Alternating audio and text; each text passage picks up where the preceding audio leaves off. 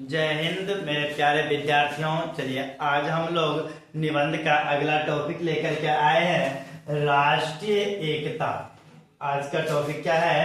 राष्ट्रीय एकता। इस पर निबंध कई बार पूछा गया है एग्जामों में। इन पर निबंध आज हम लोग देखेंगे। 10 या 8 अंक पक्का इससे आएगा। चलिए तो हिंदी का है यह, हिंदी में चलिए शुरू करते हैं। पहले हम लोग क्या लिखेंगे? प्रस्तावना। किसी भी निबंधों को लिखने के लिए सबसे पहले हम लोग कहां से शुरू करते हैं? प्रस्तावना से शुरू करते हैं।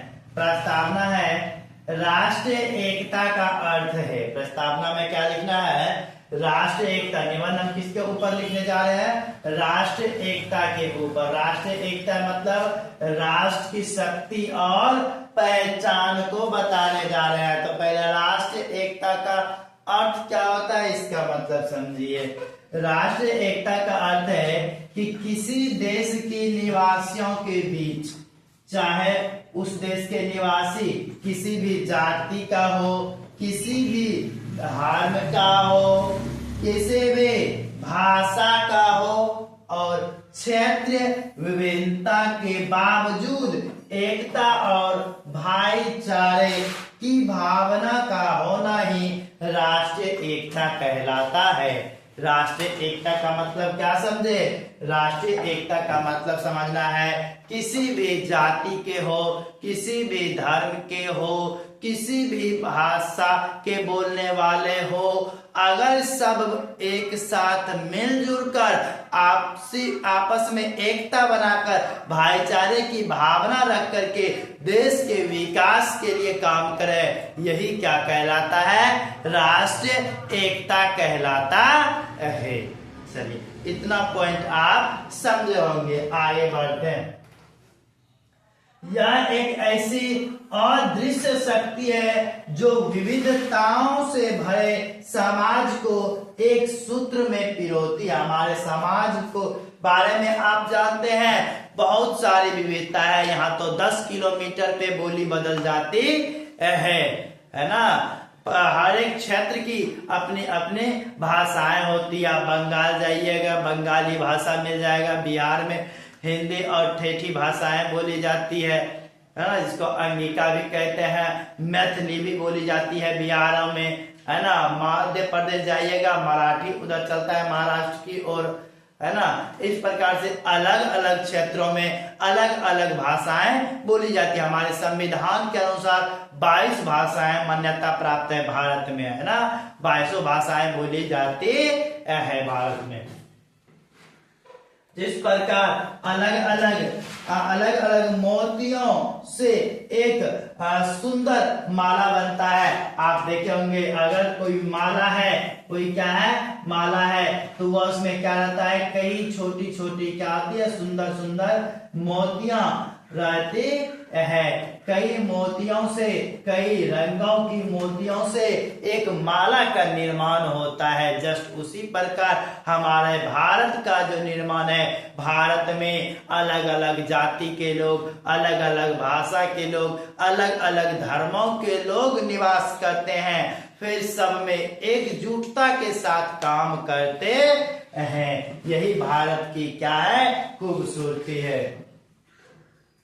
उसी प्रकार विभिन्न समुदाय की एकजुटता एक सशक्त राष्ट्र का निर्माण होता है। सशक्त राष्ट्र का निर्माण करता है। तो इतना पॉइंट को आपको प्रस्तावना में लिखनी है, इसको आप नोट कर सकते हैं। हम आगे बढ़ जाते हैं। आगे पॉइंट है महत्व। राष्ट्रीय एकता का क्या महत्व है इसको समझेंगे। फिर इनकी परंपरा क्या रही है ना, इसको समझेंगे। भारत के बारे में बात किया जाए तो भारत एक विशाल देशों के लिए राष्ट्रीय एकता केवल एक विचार ही नहीं बल्कि अनिवार्य और आवश्यकता है। भारत जैसे विशाल देश, आपको पता होगा कि भारत वर्तमान समय में दुनिया में सबसे बड़ी आबादी रखने वाला देश है। सबसे ज्यादा जनसंख्या रखने वाला देश कौन है? भारत, जहाँ 150 करोड़ के आसपास भारत की जनसंख्या हो चली है। यहाँ पे अलग अलग जाति, धर्म, भाषा को बोलने वाले हैं। इतने विशाल देशों में, है ना, एकता विचार नहीं अनिवार्य है ना। हमारे इतिहास में भी एकता का विशेष महत्व बताया गया है।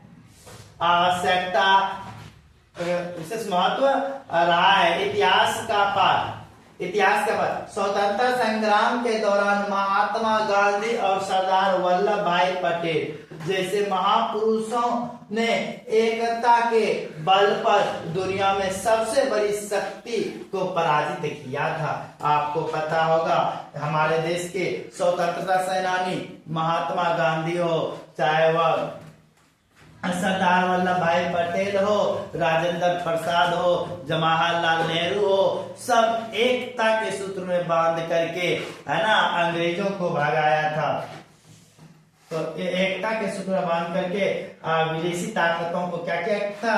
पराजित किया था। विविधता में एकता, हमारे देशों में क्या है? विविधता में एकता है। यहाँ पे बहुत प्रकार के विचार पाए जाते हैं। अलग अलग धर्म के लोग, अलग अलग क्षेत्र में अलग अलग भाषा बोलने वाले लोग, इतनी विविधताएं हैं कि गिन पाना मुश्किल है। बहुतों विविधताएं हैं, फिर भी उनमें क्या है? एकता है। विविधता में एकता है। भारत की खूबसूरती रही है इसकी सांस्कृतिक विविधता में है, जहाँ अलग अलग त्योहार भी मनाए जाते हैं। अलग अलग त्योहार मनाए जाते हैं। अलग अलग भाषाएं होने के बावजूद हम सभी क्या है?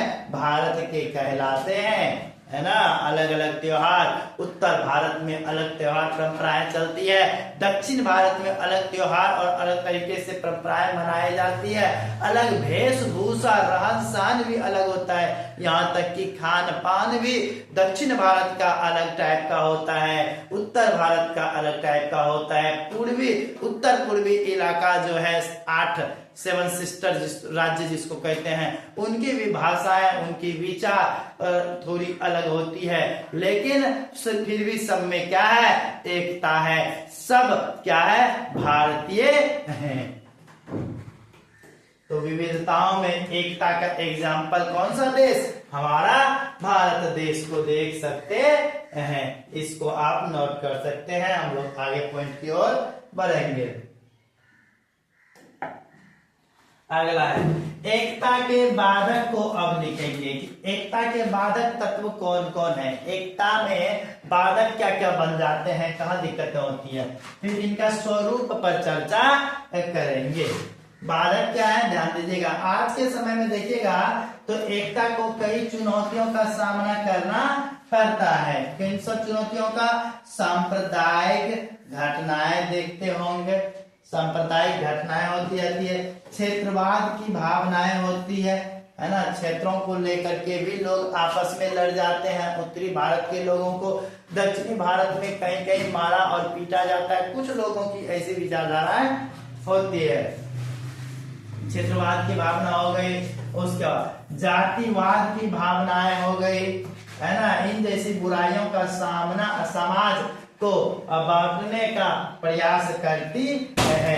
इन सब चीजों से दूर रहना चाहिए, है ना। हमको सांप्रदायिकता के दौर में नहीं फंसना है। क्षेत्रवाद और जातिवाद जैसी गलत भावनाओं में फंसनी नहीं है। इन सबों को साइड करके एकता के रूप में हम लोगों को भारत के लिए काम करनी चाहिए। आगे हम लोग एकता का स्वरूप देखेंगे।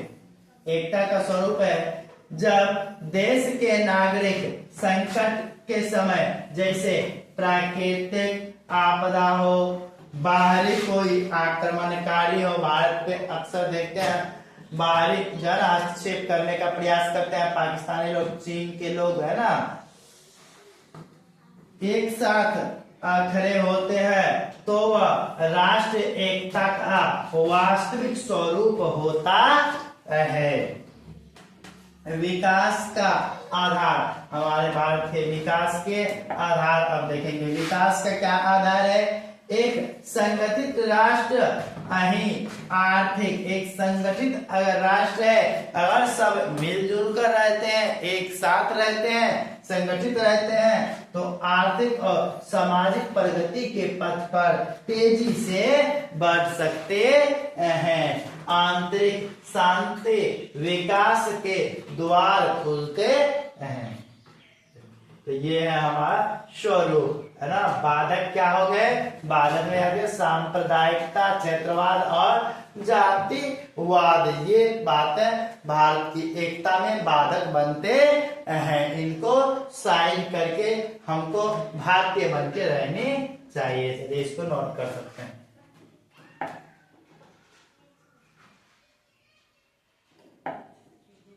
लास्ट में है निष्कर्ष। अब ये क्या है, निष्कर्ष। चलिए निष्कर्ष पे ध्यान दीजिएगा। राष्ट्रीय एकता किसी भी देश का सुरक्षा कवच और उसके आत्मा है, और उसके क्या है, आत्मा है। देखिए राष्ट्र एकता एक ऐसा शब्द है कि यह शब्द जो है ना हमें सुरक्षा भी देती है। अगर हम सब एक रहेंगे तो कोई बाहरी ताकत हमें कुछ नहीं कर सकते हैं, यानी यह सुरक्षा भी देती है ना। और सुरक्षा कवच और उसके क्या है, आत्मा है। यह हमें अज्ञानता और संकीर्णता, या हमें अज्ञानता और संकीर्णता के ऊपर उठकर देश हित में सोचने की प्रेरणा देती है। राष्ट्र एकता के पर्पज से सोचते हैं, यह देश हित में सोचने की ओर बढ़ावा देते हैं। यदि हम एकजुट रहेंगे तभी हमारा देश सुरक्षित और समृद्ध हो सकेगा। राष्ट्रीय एकता का संदेश यही है कि अनेकता में एकता हो, अनेकता में एकता हो। यही भारत की क्या है, विशेषता है। अनेकता में क्या हो, एकता हो। अनेकता में जब एकता रहेंगे तो हम लोग सेफ रहेंगे। कहा भी गया है, एक हैं तो सेफ हैं। चलिए इन सभी वक्तव्यों के साथ इनको आप नोट कर सकते हैं। ये आपका निष्कर्ष था, है ना, जिसको उपसंहार भी कहते हैं। नोट कर सकते हैं इसको। आज के लिए इतना, इसमें रहने देते हैं। अगर आप लगातार क्लास कर रहे हैं तो आप चैनल को सब्सक्राइब कर सकते हैं, शेयर कर सकते हैं, ताकि आपके जैसे मित्र भी इन वीडियोज की सहायता से निबंध को सीख और समझ सके और उसको भी 8 से 10 अंक प्राप्त हो सके। इतना आप मदद कर सकते हैं अपने मित्रों को भी। फिलहाल के लिए आपको यह वीडियो देखने के लिए बहुत बहुत धन्यवाद।